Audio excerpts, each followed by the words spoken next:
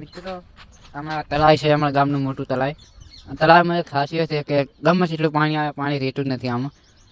2 દિનની અંદર આખું તળાવ ભરેલું હોય ને તો 2 દિનની અંદર પાણી પટી જાય, રહેતું જ નહીં.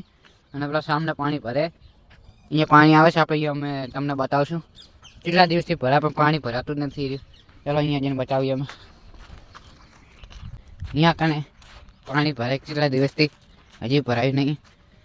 આટલા સુધી પાણી આવે છે પણ સુકાઈ ગયું પાણી 2 દિનની અંદર. જો અને પાણી ક્યાંથી આવે એ બતાવીએ અમે તમને. મિત્રો સામે પાણી આવે, જો તમે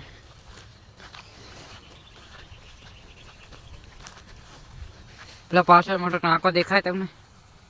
ક્યાં આવે મારે? મને નહીં દેખાતો. આ ટાંકો દેખાય એના અંદર ક્યાં પાણી આવે.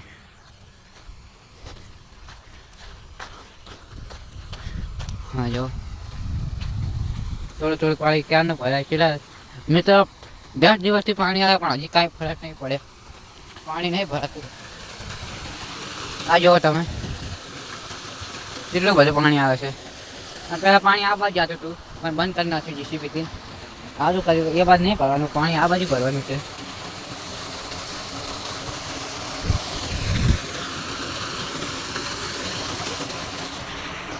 હા હુલ જો કેટલા દિવસથી બધા પાડવા પડતો કર્યો, અને પાડવાનું કારણ તો મને નહીં ખબર, પણ જીસીબી વાળા પડતો કર્યો. ચારા બાદથી ખોદી દીધું. જો કેટલા વર્ષથી અહીંયા હતો પણ બાળી નાખ્યો. આ કૂતરામાંથી કૂતરાએ બનાવેલું છે એ. આ જાઓ પડતું કર્યું આને કોકે, જીસીબી વાળા પડતું કર્યું. આ જગ્યા પેલા લેવલ હતું, આ ક્રિકેટ રમતા અમે છોકરા બધા. આ મેદાન હતું પેલા ક્રિકેટનું પણ ખોદી નાખ્યું જીસીબીથી. અને આપણે પેલા સામે હતા, અહીંયાથી અહીંયા તક આવ્યા. અને મંદિર બીજું 2 મંદિર સામે સામે, અને આપણા જોગડીમાનું મંદિર. જ્યાં સુધી જોગડીમાનું મંદિર દેખાતું નહીં, હજી રામ મંદિર અને હનુમાનજી ઉપર આપણે.